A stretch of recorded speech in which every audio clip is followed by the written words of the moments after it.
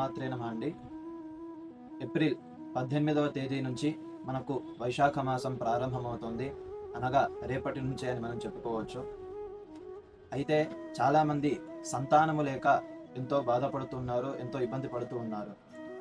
అయితే ఈ విషయం పట్ల ఈ వైశాఖ మాసము సంతానం లేని వారికి ఒక గొప్ప అవకాశంగా భావించవచ్చు అని మనం చెప్పుకోవచ్చు. ఎందుకు అని అంటే మనకు ధర్మశాస్త్రాలు తెలియజేస్తూ ఉన్నాయి. ఏమిటి అంటే ప్రాతస్నాత్వా బహుతః ఏన అశ్వత్థమూలం సించేత్ ప్రదక్షిణాశ్చ కుర్యాత్ అనేక కులతారణం ఫలం అని మనకు ధర్మశాస్త్రం తెలియజేస్తోంది. అంటే ఏమిటి అని అంటే ఈ సంతానం లేని వారు వైశాఖ మాసం మొత్తము కూడా ఉదయము లేచి మంచిగా స్నానము చేసి, పురుషులు తల స్నానము చేయాలి ఖచ్చితంగా. స్త్రీలకు ఆ యొక్క నియమం ఏమీ పెట్టలేదు శాస్త్రము. స్నానము చేసిన తర్వాత అశ్వత్థము అంటే రావి చెట్టు అని అర్థం. రావి చెట్టు దగ్గరికి వెళ్ళి, వేర్లు ఉంటాయి కదండి కింది అడుగు భాగంలో, అక్కడ మొదళ్లలో ఎక్కువగా నీళ్లు పోయాల.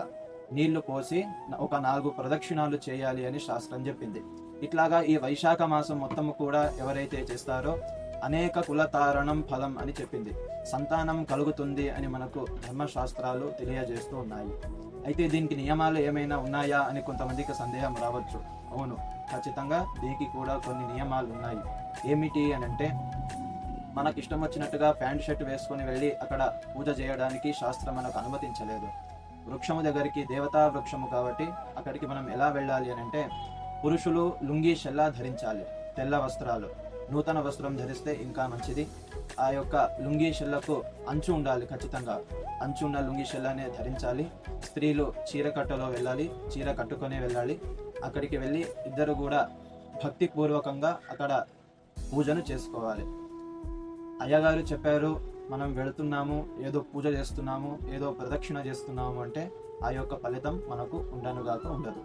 కాబట్టి మనం చేసే పూజలో ప్రధానంగా భక్తి ఉండాలి. భక్తితో మనం పూజ చేస్తే భగవంతుడు మనల్ని ఖచ్చితంగా కరుణిస్తాడు అనేటటువంటి విషయంలో ఏమాత్రం సందేహం లేదు. కావున రేపటి నుంచే వైశాఖ మాసం ప్రారంభమవుతుంది. ఈ యొక్క గొప్ప అవకాశాన్ని సద్వినియోగం చేసుకోవాలని కోరుతూ శ్రీమాత్రే నమః.